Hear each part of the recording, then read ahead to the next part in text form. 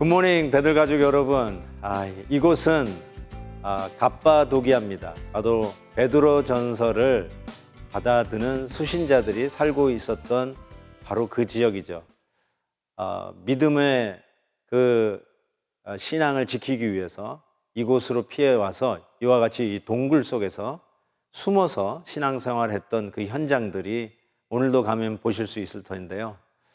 성경에 두 군데 나옵니다. 하나는 6월절 성령 강림 사건 때 사방에 있었던 성도들이 모여와서 그 오순절 성령 강림을 체험하는데 그 중에 하나가 갑바도기에서 온 성도들이고요. 그리고 이 베드로가 핍박받는 성도들, 흩어져 있는 성도들에게 편지를 쓰면서 그 중에 한 성도들이 이 갑바도기아에서 사는 성도들이었습니다. 이와 같이 옛날 수천 년 전에 화산이 폭발해서 이곳에 이루어진 이 응회함으로 정말 이 기암 괴석들이 장엄하게 펼쳐져 있는 이곳입니다. 아마 이곳에 오셨던 분들은 풍선 기구를 타 보셨을 터인데요. 한번 선교차라도 이곳에 오시면은 이 갑바도기에 꼭 들려보시면 이 너무나도 멋진 자연 경관과 더불어 믿음을 지키면서 이곳 지하에서 도시를 이루면서 신앙생활했던 갑바도기아 신앙생활했던 그 현장을 보면서 큰 은혜를 받으실 거라고 믿습니다.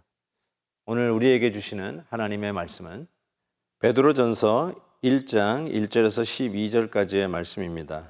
제가 4절까지 먼저 봉독합니다. 예수 그리스도의 사도 베드로는 본도, 갈라디아, 갑바도기아, 아시아와 비두니아에 흩어진 나그네 곧 하나님 아버지의 미리 아심을 따라 성령이 거룩하게 하심으로 순종함과 예수 그리스도의 핏부림을 얻기 위하여 택하심을 받은 자들에게 편지하노니 은혜와 평강이 너희에게 더욱 많을지어다. 우리 주 예수 그리스도의 아버지 하나님을 찬송하리로다. 그의 많으신 긍휼대로 예수 그리스도를 죽은 자 가운데서 부활하게 하심으로 말미암아 우리를 거듭나게 하사 산 소망이 있게 하시며 썩지 않고 더럽지 않고 쇠하지 아니하는 유업을 있게 하시나니 곧 너희를 위하여 하늘에 간직하신 것이라. 아멘.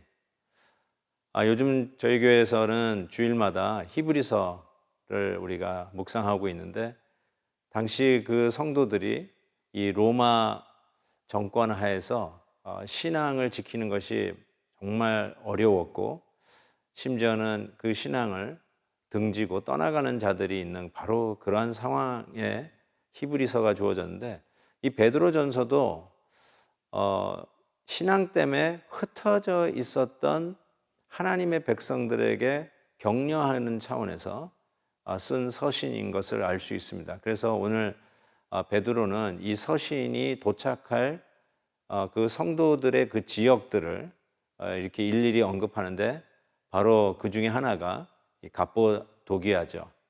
이 갑바도기아에서는 자기네들의 은신처라고 할 수 있는 이 지하 동굴에서 그리고 그냥 동굴뿐만 아니라 이곳에서 뭐 양도 키우고 이곳에서 뭐 먹고 자고 모든 생활을 이곳에서 다 했던 그 어마어마한 지하 도시들이 아직도 다 이 개발되지 않은 상태로 이 갑바도기아 이 지하에 묻혀 있는 것을 보게 됩니다. 그래서 오늘은 정말 이 현장감 있게 이곳에서 신앙을 지켰던 그 성도들에게 베드로가 이 편지를 보내는 것이구나 이렇게 생각하시면서 오늘 말씀을 묵상하면 좀 더 실감 있게 그 말씀의 메시지들이 와 닿을 거라고 생각합니다. 이렇게 신앙의 자유를 위해서 그들이 살았던 예루살렘에서 떠나서 사방팔방으로 흩어져 있었던 예수 믿는 성도들이 하루하루를 사는데 도대체 어떤 마음으로 살아갔을까 이런 생각을 해보게 됩니다. 아마 신앙의 회의도 있을 수 있을 거고요. 잠시 후면은 다시 돌아갈 수 있지 않을까 하는 기대감 속에 살다가 그 기간이 길어지면서 이제 지쳐가지고 하나님이 정말 살아계신가 하는 신앙적 회의가 올 때도 되지 않았을까 그런 생각을 해보게 됩니다.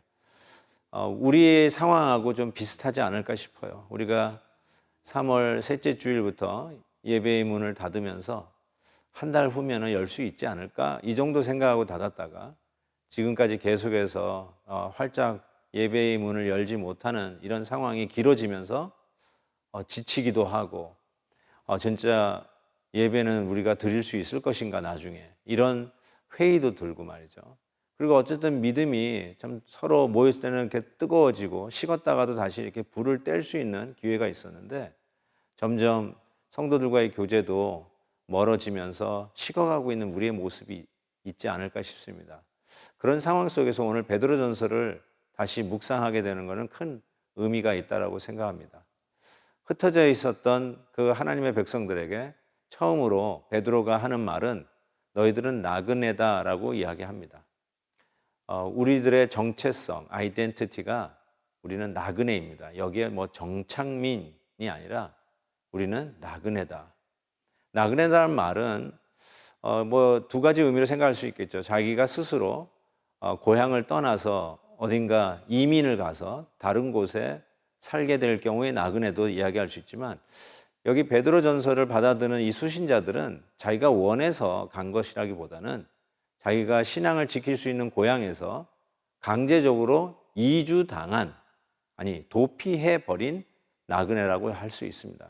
그러니까 자기가 원해서 지금 있는 곳에 살고 있는 것이 아니라 어쩔 수 없이 피해서 그곳에 살고 있는 자들이 바로 나그네 된 하나님의 백성이라고 얘기하는데 그런 의미에서 우리도 역시 나그네가 아닌가 싶어요. 늘 제가 말씀드린 것처럼 우리는 이중 나그네입니다. 왜냐하면 우리는 한국에서부터 이곳 미국으로 이민 온 나그네일 뿐만 아니라 영적으로 우리는 우리의 본향, 저 천국을 향해서 나아가는 또 나그네, 그래서 이중 나그네라고 생각합니다. 이 아이덴티티를 인정하는 것이 오늘 참 막연하고 회의가 들고 힘들고 계속 퀘션 마크를 던져야 하는 상황 속에서 아주 중요하다고 생각해요. 나는 정착민인데, 나는 여기 시민인데, 난 여기서 이제 완전히 자리를 잡고 안정을 찾은 사람인데 라고 생각하는 순간에 오늘 이 불안정한 상황은 여러분들에게 큰 위기를 안겨다 줄 것입니다. 그렇지만 우리는 어차피 나그네다.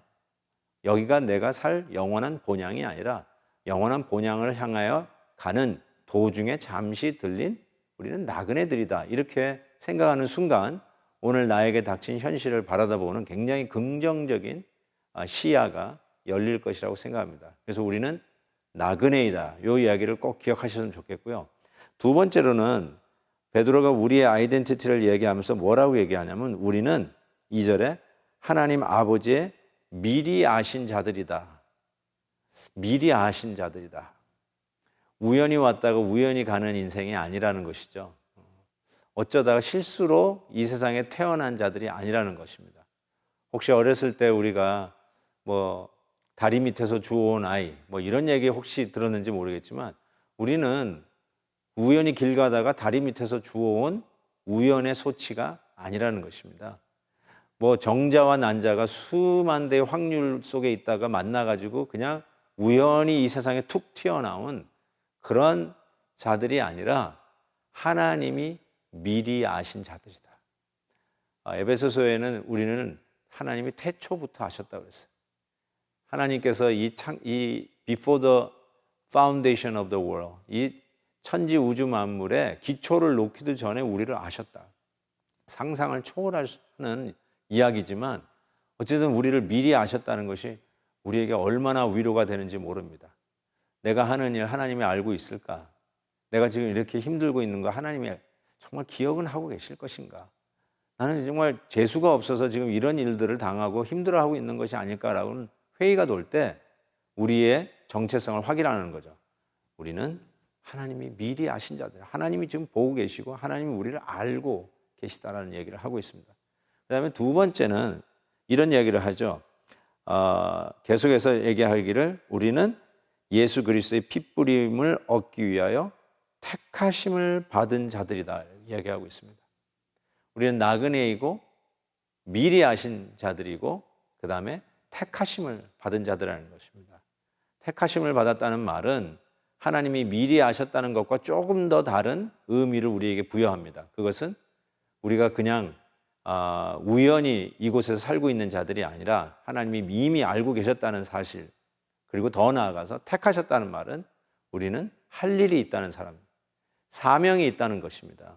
그냥 대충대충 살아갈 인생이 아니라 하나님이 나를 미리 아셔서 오케이, 나 그냥 그러면 살겠다, 이 정도 수준이 아니라 하나님께서 우리에게는 오늘 맡겨주신 사명이 있어서 그 사명을 위해서 따로 택하셨다라고 하는 자들이 바로 우리 예수 믿는 사람이라는 것이죠. 신앙의 자유를 찾아서, 아니 핍박 속에서 신앙을 제대로 할 수 없었던 초대교회 성도들이 사방팔방으로 흩어져 있었을 때, 그리고 갑바도기아 성도들은 이와 같이 자기들을 숨기고 없는 것처럼 이렇게 지하에서 집을 짓고 지하에서 생활하고 있었던 그들에게 그것이 1년, 2년, 아니 10년 막 넘어가면서 우리는 언제 여기서 탈출해서 정말 해가 빛나는 곳에서 살 수 있을까라고 하는 그 소망을 가지고 매일매일 사는데 그날이 올 것 같지 않은 그런 답답함 속에서 베드로 사도는 그들에게 이렇게 이야기하는 것이죠. 우리는 어차피 나그네이다. 우리는 어디에 정착하기 위해서 떠도는 자들이 아니라 어차피 우리는 저 천국을 향하여 나아가는 나그네들이라는 걸 가르쳐주고, 그렇지만 하나님이 우리를 미리 아신 자들이요, 그리고 우리가 이곳에서도 어쩌면 피해와서 내 의도로 온 것도 아니지만 이곳에서도 하나님이 우리에게 주실 사명과 귀한 일들이 있음을 믿고 오늘 주어진 일에 최선을 다할 것을 격려하는 말씀으로 베드로전서를 열고 있습니다.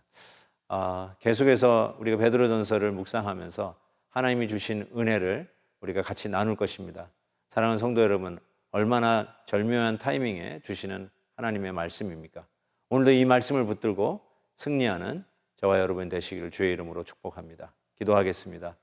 사랑의 하나님 아버지, 믿음의 자유를 위해서 또 핍박받는 그 상황 속에서 어쩔 수 없이 피해 달아난 흩어진 그곳에서 베드로의 편지를 받아들고 있는 성도들의 마음을 생각해 보니 아직도 자유롭게 다니며 또 식당에 가며 모임을 가지며 무엇보다도 하나님 앞에 예배드리기 위해서 사랑하는 백성들이 정말 구름대와 같이 몰려오던 이 예배당 현장에서 사랑하는 성도들을 볼 수 없는 이 일이 한 달, 두 달, 석 달이 넘어가 이제 4달째 되어 가는데, 하나님 아버지, 우리들의 마음속에 혹시라도 드는 이 회의 속에, 의심 속에, 또 두려움 속에 우리 하나님 찾아와 주시옵시고 우리가 저 천국을 향해서 나아가는 나그네 인생임을 다시 한번 깨닫게 해 주옵소서. 그렇지만 하나님이 우리를 미리 아시고 사명 가운데 택하셔서 오늘도 우리를 능력과 주의 섭리 가운데 쓰시는 것을 믿고 감사를 드립니다. 힘들고 어려운 상황 속에서 우리가 다시 한번 용기를 가지며 소망 중에 우리 주님을 바라다보며 오늘날도 힘있게 살아가는 귀한 주의 백성들 되게 하여 주시옵소서. 감사와 영광을 주께 올려드리며 예수 그리스도의 이름으로 기도하옵나이다. 아멘. 오늘 하루도 승리하십시오. 내일 뵙겠습니다.